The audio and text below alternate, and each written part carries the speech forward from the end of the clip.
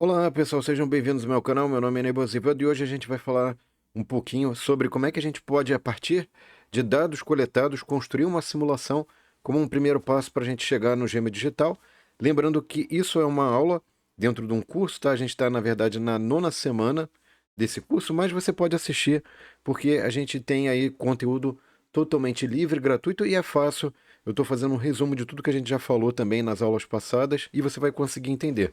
Então, pessoal, uma coisa que é muito falada hoje em dia é o tal do gêmeo digital, mas o que não é comentado é como é que você chega nisso, nesse gêmeo digital, né? E basicamente seria o quê? Você pegar uma situação de fábrica, de centro de distribuição ou qualquer outra lógica industrial, operacional, né?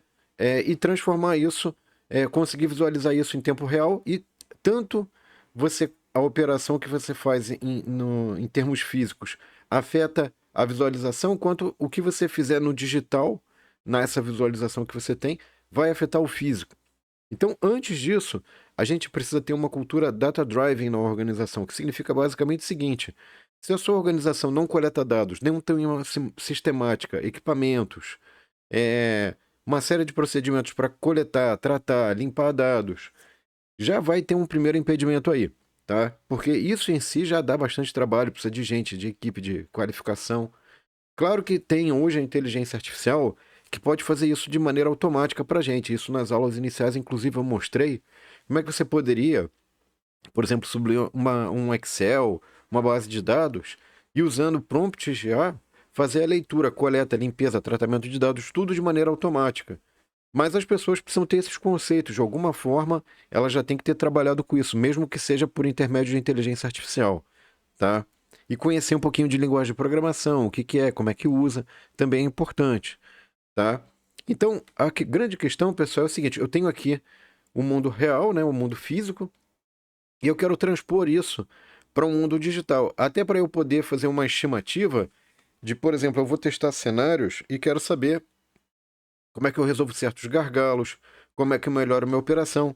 Então, nada melhor do que eu transpor a dinâmica que ocorre nesse mundo físico para uma dinâmica digital e, havendo uma correspondência, dentro do mundo digital, começar a fazer testes. É muito mais barato do que você fazer no modelo físico e, eventualmente, chegar em situações ali que podem ser onerosas para você, tá certo? Então, isso daí tem a ver, então, pessoal, tem uma ligação, tudo que a gente falou em aulas passadas de teoria das filas, que é o modelo matemático que a gente pode usar como uma referência, inclusive para validar os modelos de simulação, porque o modelo de simulação, ele tem toda uma série de procedimentos para você saber se de fato o que você está simulando tem correspondência ali com os seus dados que você coletou, tá? Então, inclusive a gente falou aí em aulas passadas, né, de modelos de teoria de filas, modelo MM1, modelo MMS, mas são equacionamentos apenas para facilitar no entendimento, no discernimento de quais etapas do seu processo você pode ter gargalos, pode ter filas, né? E basicamente esses modelos, pessoal, eles vão ter ali uma taxa lambda, que é a taxa de chegada, né? E normalmente ali quantas pessoas chegam por hora ou quantos produtos têm que ser atendidos por hora. Você tem ali um ponto de atendimento ou de processamento. Naturalmente pode acontecer uma fila e, por último, você tem a saída ali dos itens processados, tá? Isso é o modelo mais simples, é o modelo MM1, e um dos pressupostos importantes que fazem a justificativa da gente usar o modelo de teoria das filas, pessoal, é justamente o seguinte: é que você tem, por exemplo, o número de eventos em um intervalo fixo, ou número de chegadas por hora, número de produtos processados por hora, segue uma distribuição estatística, por exemplo, uma distribuição de Poisson, tá? E aqui, por exemplo, aqui a média é lambda.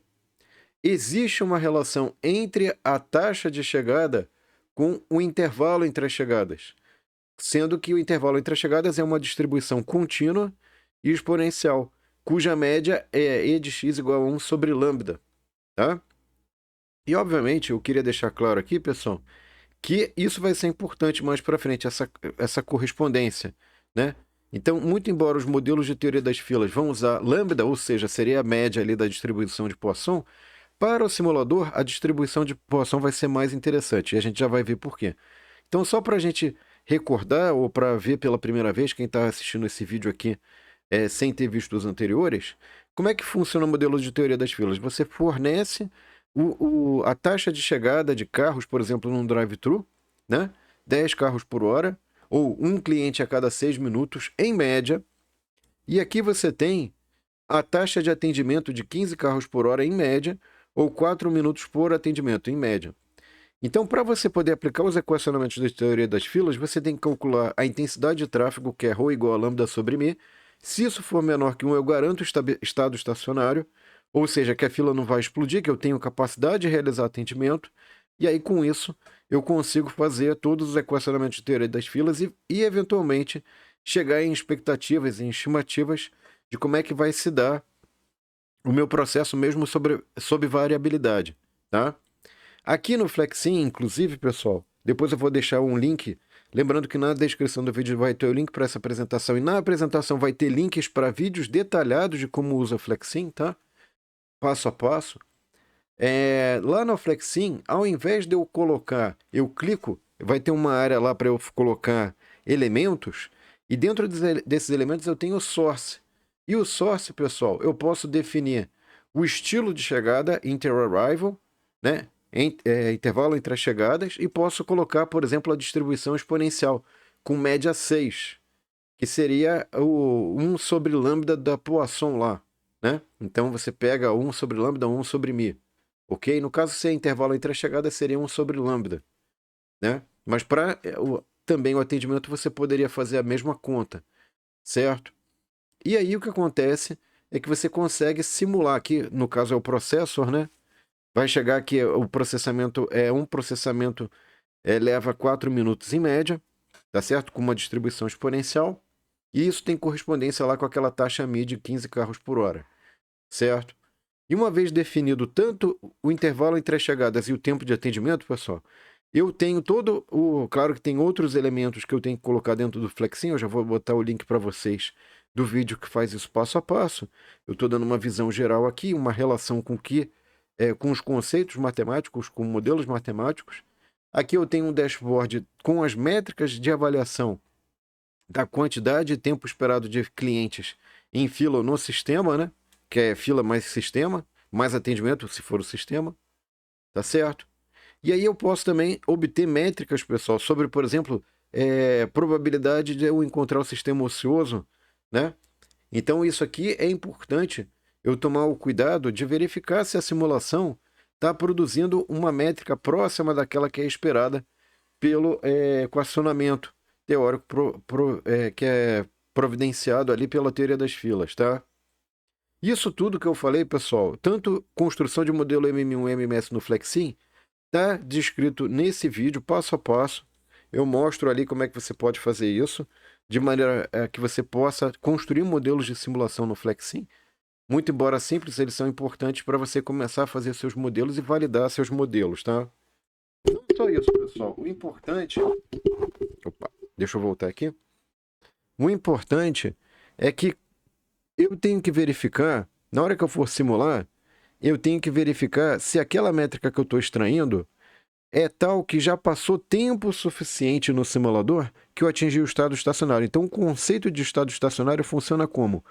Em cadeias de Markov, e lembre-se que a teoria das filas é um caso específico, caso particular de cadeias de Markov, eu consigo verificar, por exemplo, qual é a fração de tempo que eu vou passar no estado 1, no estado 2 e no estado 3. Imagina aqui que são estados de uma máquina que, eventualmente, ela pode ir para um estado funcional, porém não perfeito, ou de perfeita eficiência, até de manutenção, eventual manutenção, né?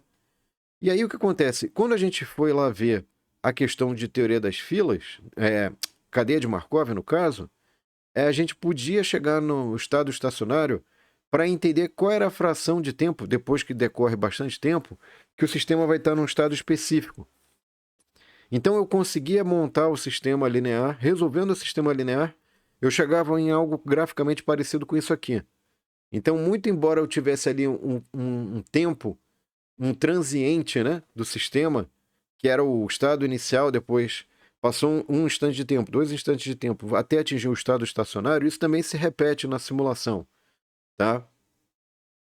E para o MMS, pessoal, não é diferente. Tudo isso que a gente falou para o MMS, M1 vale Só que tem um senão, tem uma observação importante. No MMS, se você não configurar corretamente o FlexSim, vai dar essa primeira opção aqui, que ele vai ter a preferência pelo primeiro servidor, de jogar todo o atendimento no primeiro servidor. Ao passo que, numa configuração correta, você não faria, em princípio, distinção de atendimento por nenhum servidor. Se tiver ocioso, você manda para aquele, né? Faz um sorteio, pelo menos, né? Se tiver mais de um ocioso, para qual que vai ser realizado o atendimento. Isso tudo que eu estou comentando, pessoal, você une três pedaços importantes, que é a parte de teoria, que é cadeia de Markov, estado estacionário, aí modelo de teoria das filas e a parte de simulação, onde você pode, de fato, incorporar ali seus dados coletados, né? Claro que você também poderia usar ali para obter lambda e mido, teoria das filas, mas na simulação você pode inserir mais detalhamentos, eventualmente depois de feita a validação da lógica de simulação, tá? E isso é importante lembrar, pessoal, que embora a simulação seja um elemento que confere maior realidade, aderência a situações reais, os modelos MM1 e MMS eles podem ser usados e expandidos para situações mais complexas, bastando lembrar, por exemplo, o teorema de Jackson, que permite que você tivesse sistemas de filas em série, né, serem decompostos em MM1 e MMS, por exemplo, tá? Então, eventualmente, você poderia ter também redes de filas, né, que você pode separar em estágios isolados. Então, isso é importante, às vezes, para fazer uma estimativa, sem ter que entrar nos detalhes da complexidade da simulação computacional, que pode ser bastante trabalhosa. Tá? Para uma primeira estimativa, tanto o teorema de Jackson, que garante ali que todos os estágios têm que ter número de servidores suficientemente grande para ter a garantia de que vai ter estado estacionário e, portanto, eu posso usar os equacionamentos de teoria de filas, né?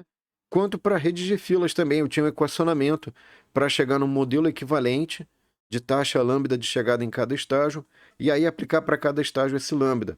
E isso, inclusive, pessoal, ajuda a gente a estimar situações de retrabalho, onde que você tem dois estágios e uma fração vai para um estágio para reprocessamento ou para modificações ou melhorias, né?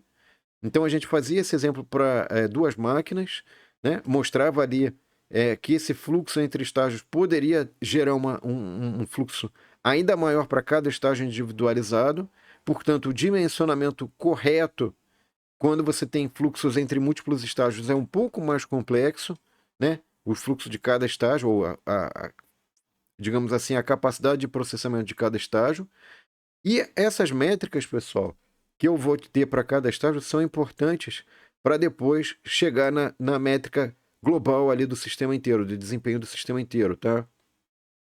E essa estratégia de dois estágios, pessoal, era importante também para eu poder fazer o retrabalho num estágio só. Ou estimar o que aconteceria se eu tivesse apenas um estágio, mas com retrabalho, qual seria a sobrecarga do retrabalho, né?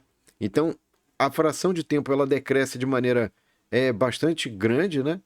Fica bem, digamos assim, prejudicada.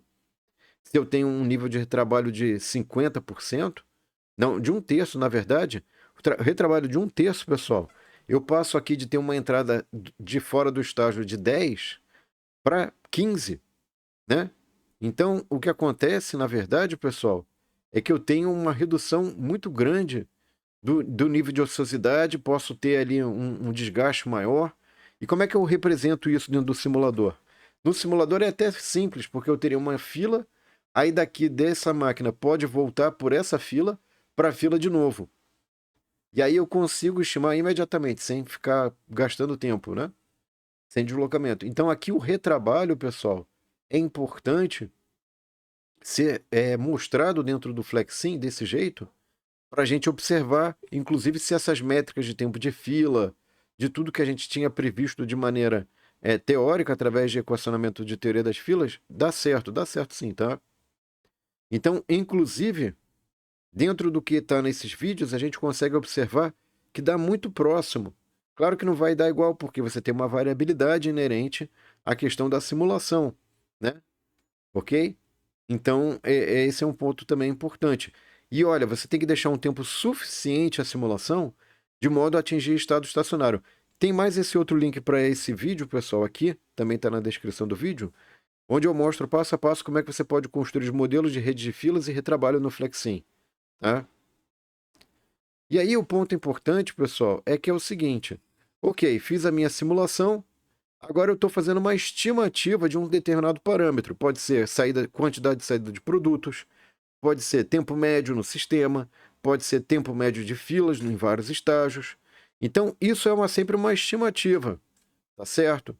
Para a gente poder enxergar melhor isso, eu tenho que usar testes estatísticos que eu vou explicar na próxima aula, tá? Esse aqui é um resuminho, eu estou deixando como um resuminho aí, dentro da apresentação que está no link na descrição do vídeo, totalmente livre, gratuito, tá? Dos componentes, das coisas que a gente mencionou. E aqui a gente vai dar um passo além. Uma vez feita a validação via teoria das filas do modelo de simulação, pessoal, a gente pode testar cenários e pode testar políticas. Mas uma coisa que é importante é que antes de cada estágio é importante botar uma fila para a gente poder identificar de maneira visual e rápida onde é que está o gargalo do sistema, em que estágio pode estar acontecendo um efeito cascata para cima, né? Então, outra coisa importante é que muitas vezes, quando você põe dentro do simulador, né, você pode ter uma abordagem baseada nos dados de teste de cenários, tá certo? Ao invés de você simplesmente testar no modelo real, na vida real, e aquilo dá prejuízo, dá problemas, né? Enfim, então, e aí você ganha uma visão sistêmica também, quando você constrói um modelo de simulação. Para fazer isso, a gente tem que definir, por exemplo, quais são as entidades que vão fluir, se são caixas, pallets, matéria-prima, pessoas, o que seja. Depois você vai colocando os locais, né? Então ali você tem máquinas, esteiras, prateleiras, bancadas. E por último, você pode ter recursos, que é quem que vai executar o quê. Então esse fluxo de entidades através dos locais pode ser feito também através dos recursos, tá? Isso pode trazer impacto, dependendo de como você, por exemplo, faz o balanceamento de linha. Quer dizer, o que é o balanceamento de linha? Será que se essa pessoa tiver entre duas atividades e a outra tiver só com uma atividade, isso dá uma boa carga de trabalho? Essa carga está próxima de trabalho entre as pessoas ou isso não está adequado, né? Outra coisa importante, pessoal, é que muitas vezes a gente não tem tempo de coletar o dado na sua precisão estatística necessária. Mas nem por isso a gente deve deixar de coletar a variabilidade. E uma das formas é usar o que a gente chama de distribuição triangular, tá? Ao invés de médias. A média, de fato, você não vai captar a variabilidade e não vai enxergar o fenômeno das filas, tá? Então, o que é isso, a distribuição triangular? Tempo mínimo, o pico, a moda, o mais frequente, e aqui o tempo máximo, tá? Com isso, você já captando essa variabilidade, é melhor do que colocar média. Porque aí a média mascara o fenômeno de maneira muito, digamos assim, sem captar essa variabilidade, você não vai enxergar fila, muitas vezes. Vai achar que não tem fila e tem, tá? Aqui, novamente, é essa questão, né? De que você pode testar cenários, compra de equipamentos, alocação de equipamentos dentro da simulação de maneira, uma vez validado o modelo de simulação, né? E aqui alguns resultados que, inclusive, foram extraídos de TCCs de alunos que eu orientei, tá, pessoal? Que é, por exemplo, mudança de layout, né? Então, com um fluxo confuso aqui, que eles chamam de gráfico de espaguete, né? Parece uma coisa toda enrolada. E se você modifica o layout ou testa layouts em que, pelo menos aqueles produtos que correspondem à maior parte do seu faturamento, tem um fluxo melhor, com menor distância, menor tempo gasto, você tem ali um ganho de produtividade muitas vezes interessante, até pela redução do retrabalho.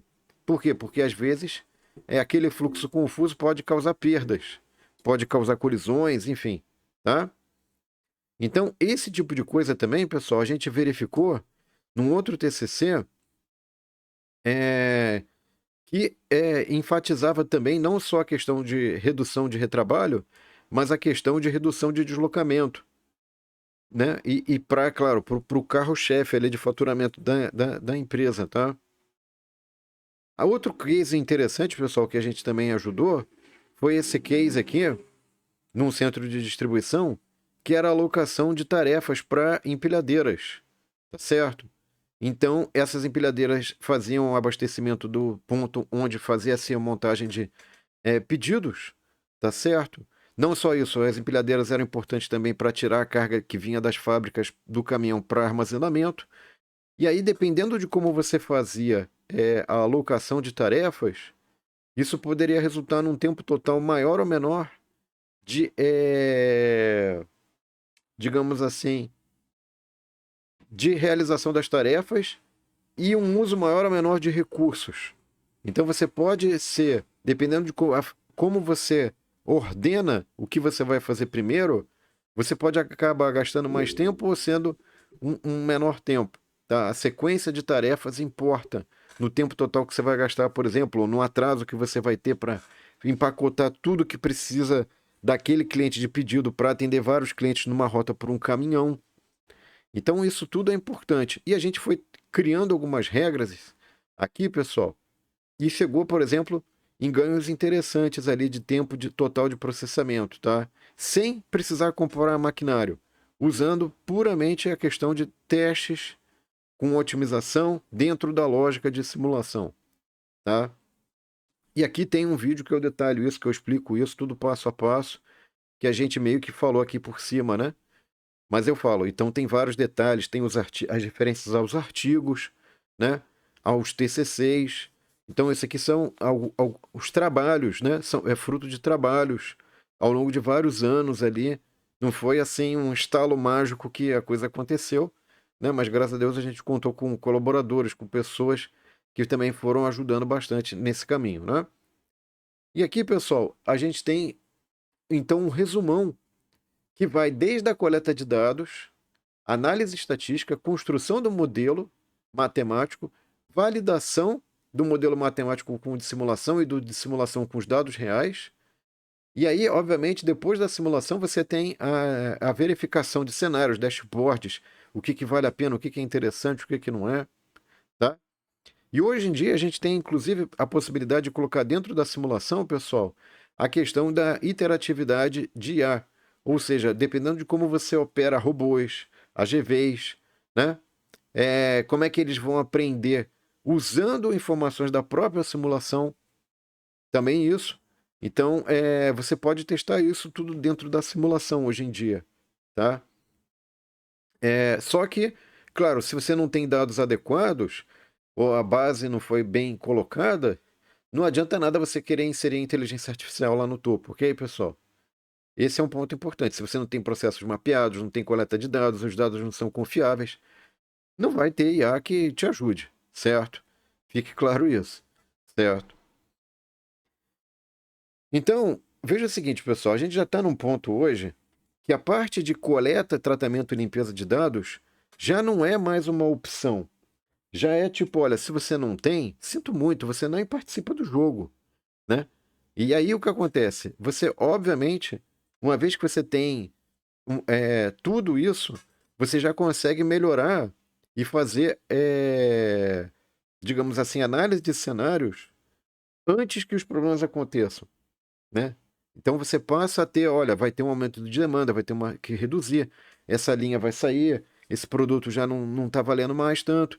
Então, se você tem um processo contínuo de melhoria, que é o que a gente fala, isso pode ser feito de maneira adequada. Então, por isso que quando a gente fala de indústria 5.0, 4.0, não é uma questão de equipamento, não é uma questão de simulação apenas. Não é uma questão de inteligência artificial. Não adianta adotar a palavrinha da moda se aquele arroz com feijão você não está fazendo. Por quê? Porque não vai adiantar nada. Ah, não coleto dado, não sei o que está acontecendo aqui, né? Eu demoro 2, 3 meses para saber o que está acontecendo. Já passou, você vai otimizar o passado, é isso? Né? Então, esse aqui, inclusive, é um quadro que a gente faz, uma espécie de resumo aqui, e põe os ganhos de produtividade. Eu não comprei nada, entendeu? Então, aqui são cenários em que as pessoas não compraram nada. E elas tiveram aumento de produtividade, redução de deslocamento. Por exemplo, então você está aproveitando melhor aquele equipamento está podendo, tem maior disponibilidade. Você evita custos, você evita dor de cabeça, você sabe como melhor operar em cada cenário. Então tem várias vantagens. Claro que não é simples, dá trabalho, Mas se não for feito isso, pode ser que seu concorrente vá fazer e aí ele vai ter uma vantagem tremenda, ok? Então, agradeço a sua atenção, espero que vocês tenham gostado, espero que tenha sido útil, pessoal. Próxima aula, pessoal, eu vou falar um pouquinho mais sobre esses desenvolvimentos, mais especificamente, deixa eu ver se eu consigo mostrar aqui. Eu vou falar especificamente dessa questão da simulação com a validação estatística, tá? Por quê? Porque muitas vezes as pessoas subestimam ou não sabem como fazer isso, e isso fica mal definido, né? Como é que eu faço essa validação entre modelo teórico e simulação, intervalo de confiança, teste de Turing? Tudo isso eu vou falar na próxima aula então, tá bom? Um abraço, até lá, pessoal. Tchau.